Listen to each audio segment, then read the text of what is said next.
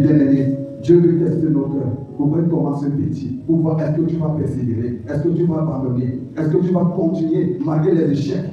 Papa, sur la Bible dit que n'aie pas peur de recommencer. Alléluia. Bien-aimé, n'aie pas peur de recommencer. Si tu as commencé, tu as chuté. Le dit que tu vas recommencer à zéro, et ça va monter. Alléluia. On va voir encore une histoire des personnes à qui leur mec les a confié les biens. Frère, lis-nous dans Matthieu 25, verset 14 à 19. Matthieu 25, 14 à 19. Matthieu chapitre 25, verset 14 à 19. Il en sera comme d'un homme qui, partant pour un voyage, appela ses serviteurs et leur remit ses biens. Il donna 5 talents à l'un, 2 à l'autre et 1 au troisième. À chacun selon sa capacité et il partit.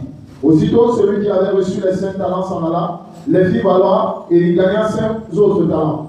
De même, celui qui avait reçu les 2 talents en gagna 2 autres. Celui qui n'en avait reçu qu'un alla faire un creux dans la terre et cacha l'argent de son maître.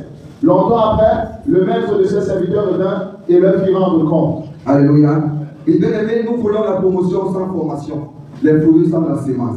Voilà les personnes que leur maître a laissé les biens. 2 autres se sont disposés, ils sont mis au travail pour chercher à multiplier ce que leur maître les a donné. Le paresseux est parti enterrer en disant que c'est petit, donc il a méprisé ce qu'on a donné. Il n'a pas su comment multiplier cela. Bien aimé, si nous sommes incapables de connaître comment multiplier ce qu'on a entre nos mains, bien aimé, nous perdons notre état. Amen. Tu peux avoir un commerce, que tu as commencé un commerce. Il y a beaucoup qui mangent même leur capital. Beaucoup mangent leurs bénéfices sans savoir. Tu es dans un marché, tu vends la tomate, tu vends les oignons, tu vends beaucoup de choses. Et dès que tu as starté le vendre, mon bien-aimé, tu vois les archives passer. Tu appelles, tu perds 100 francs. Tu vois le maïs, tu manges. Tu vois le bébé, tu manges. Tu vois si tu manges. Tu te retrouves en train de manger les gens, tu vas dire, ah, c'est seulement 100 francs, c'est petit. Mais tu ne vois pas que dans les gens qui ont enlevé là, c'est ton bénéfice qui va de manger. Alléluia. Et bien aimé, et maintenant, dès lors où le bien arrive vers toi, il va acheter la tomate de 300 et de le mettre 50. Tu manques 200 pour rembourser. Mais je n'ai pas 200 à sous. La personne va partir. Tu perds le client à cause de 200. Quand tu as mangé les 200 là, en mandant les arachidés et le maïs. Alléluia. Mais beaucoup mangent les semences. Beaucoup mangent leur capital. Et quand tu vas rentrer le soir, il y a encore les défis à la maison. Tu dois préparer à la maison. Et tu vas rentrer comme à la fin. Que tu as un capital de 50 000. Quand tu fais des calculs, ça diminue. Tu dis ça à 40 000. Puisque là, je dis, si j'ai encore 40 000, c'est encore beaucoup. Tu ne vas encore faire 40 000 francs. Tu ne vas marcher la même chose sur le côté. Tu pars à la maison, tu dis, je marche 30 000. 30 000 encore, je peux gérer. Tu rentres à la maison, tu ne vas encore marcher. Même chose. Quand tu n'as plus rien, avec rien, tu peux mettre.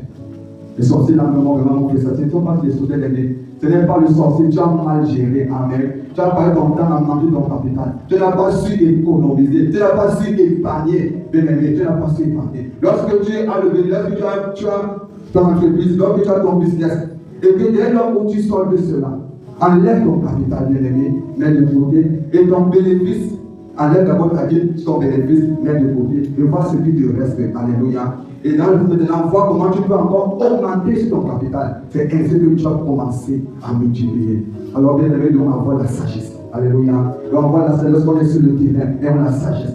Parce que nous ne croyons pas que même si on lui donne 100 millions, bien aimé, même si on lui donne 10 millions, bien aimé, on ne pourra rien. Amen. On ne pourra rien si nous ne sommes pas capables de gérer, de bien manager, de bien conserver ce qu'on nous donne. En passant du temps à pouvoir piloter. Quand on passe dans les banques, on assise là, un pilote. Après, on dit, il y a un candidat d'un service, et marche. Le soir, tu l'as manqué ton bénéfice, on se plaît. Et nous ne payons pas, c'est nous-mêmes. Alléluia. Mais ce soir, je sais qu'en sortant ici, ce que tu as commencé, ce que tu as abandonné depuis, tu vas commencer, tu vas le préparer, amen. Et tu vas commencer à produire. Et surtout, à opter les stratégies, les moyens, comment faire pour développer ce que tu as commencé. Comment maintenant à réfléchir, comment pour multiplier ce que tu as mis entre tes mains. Alléluia. Bien-aimé, ne laisse pas. Ne l'abandonne pas. Alléluia. On va voir la suite. Pourquoi Dieu commence petit? Alléluia. Pourquoi Dieu commence petit? 1. Pour former notre caractère. Dieu commence petit pour former notre caractère. Faites-nous rapidement, livre 1 Samuel 17, au verset 34 à 37. C'est une parole de la Lucie tellement ici, mais ça nous sort beaucoup de choses. C'est l'histoire de David. 1 Samuel 17, verset 34 à 37. 1 Samuel 17, verset 34 à 37. David dit à Saul, ton serviteur faisait perdre les brebis de son père, et quand un lion ou un ours venait enlever une du troupeau, je courais après lui, je le frappais, et j'arrachais la brebis de sa gueule. S'il se dressait contre moi, je le saisissais par la gorge, je le frappais et je le tuais. Verset 36. C'est ainsi que ton serviteur a terrassé le lion et l'ours, et il en sera du Philistin, de cet incirconcis, comme de l'un d'eux, car il a insulté l'armée du Dieu vivant. David dit encore, l'Éternel qui m'a délivré de la griffe du lion et de la patte de l'ours, me délivrera aussi de la main de ce Philistin. Et ça veut dire à David, va et que l'Éternel soit avec toi. Alléluia. Bien-aimé, David était l'homme que Dieu a choisi pour combattre ce Philistin. Amen. Mais Dieu ne pouvait pas envoyer David sur le terrain sans toutefois le former. Amen. Sans toutefois le former. C'est pourquoi David allait en formation en bourse pour prendre les bébés de son père. Lorsqu'il voyait le lion et l'ours, il attaquait le lion, il attaquait l'ours et il le tuait. Mais si David ne passait pas par là, il ne pouvait pas combattre ce Philistin. Alléluia. Oui, bien aimé. Nous pouvons être là aujourd'hui. Tu vis ce que tu vis. Tu n'es pas préparé à une bénédiction. Amen. C'est une que tu es. Donc Dieu veut nous préparer en cette saison pour entrer en une grande bénédiction. Alors nous devons être prêts. Le que ça arrive, nous devons les pieds au sol. Et on sait comment gérer cette bénédiction. Pourquoi Dieu commence d'abord par transformer notre. Dieu commence d'abord par nous former notre caractère.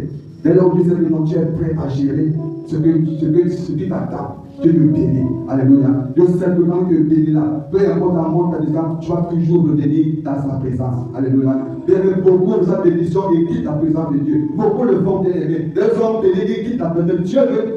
Même si tu es béni, tu dois toujours être dans sa présence. Pourquoi Dieu former ton caractère? Alléluia. C'est quoi une chose bien aimée? Pourquoi Dieu commence petit?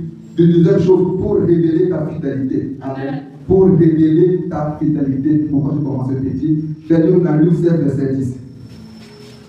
Luc 16 au verset 10. Pour révéler ta fidélité. Luc 16, verset 10. Luc chapitre 16 au verset 10. Celui qui est fidèle dans les moindres choses, l'est aussi dans les grands. Et celui qui est injuste dans les moindres choses, l'est aussi dans les grands. Alléluia. Bien-aimé, que celui qui est fidèle dans les moindres choses, il est aussi dans les grands. Bien-aimé, si tu es fidèle dans les petites choses que tu négliges, Dieu sera sûr que dans les grands, tu seras fidèle. Imagine-toi un peu que souvent tu vas avoir 1000 francs. Et tu vas dire que dans tes 1000 francs, dans le problème, tu as seulement 900 francs dans ces 1000 francs-là, parce que 100 francs appartiennent à Dieu. Alléluia. Parfois, on néglige souvent ça. Amen. Beaucoup aussi mangent la vie de Dieu. Ça, faut le dire. Beaucoup mangent de Dieu. Tu peux être dans une situation très compliquée où tu vas pas manger pendant une journée. Mais le soir, on te bénit avec 1000 francs. Tu vas courir d'abord pour faire d'abord même le plus sauter. Tu vas oublier de enlever même les 100 francs parce que tu as faim. Alléluia. Mais dès lors où on est conscient que ce qu'on a reçu vient de Dieu, amen, on va enlever la part qui revient à Dieu et le donner. Pourquoi vous dire que celui qui est fidèle dans les petites choses, il est aussi dans les grands. Alléluia. Mais tu n'es pas fidèle avec 1000 francs. Tu ne pourras pas être fidèle avec 10 000. 1 million, enlever 100 000, c'est là compliqué pour ta bien-aimé. Alléluia. Tu es fidèle avec 1 million. Commence à avoir des raisonnements. Dans les 1 million, tu as seulement 900 000 francs. Parce que 100 000 appartiennent à Dieu. Commence à avoir de merde. 100 000 là, c'est beaucoup, hein. Mais parce que tu as commencé petit, à être d'abord infidèle avec Dieu. Ce n'est pas avec 1 million, 1 milliard que tu seras fidèle. Pourquoi Dieu le fait comprendre que celui qui est fidèle dans le moindre des choses, il est aussi dans les grands. Alléluia. Bien-aimé, c'est ça. Dieu veut révéler une fidélité. Soyons fidèles à les petites choses. Et l'homme incarné à la maison. Lorsque tu es béni, lorsque tu sors, on te bénit. Rentre chez toi. Nous comme à béni. Et tu enlèves la part de Dieu, tu gardes quelque part. Alléluia. On te dit avec 500, enlève 50. Au fur et à mesure, Dieu voit que non. Voilà un frère, voilà une sœur, vraiment, qui est qui est fidèle. Vraiment, Dieu peut te confier beaucoup de choses. Je sais que si tu commences petit, même si tu conflit prend, tu vas toujours rester fidèle. Alléluia. Les derniers soyons fidèles dans les petites choses. Troisième chose pour former notre caractère, pour avoir du caractère, il y a pour que la gloire revienne à Dieu seul. Alléluia. Pour que la gloire revienne à Dieu seul. Beaucoup de personnes ont l'art de dire c'est mon, alléluia, c'est ma voiture, c'est ma maison, c'est mon travail, c'est mon ceci. Et on oublie que ce qu'il a, C'est Dieu qui t'a donné cela. Pourquoi Dieu veut se rassurer? Il veut te former. Déjà, que tu vas dire que moi, tu vas penser au souvent que tu as traversé avant d'avoir ce que tu as aujourd'hui. Alléluia.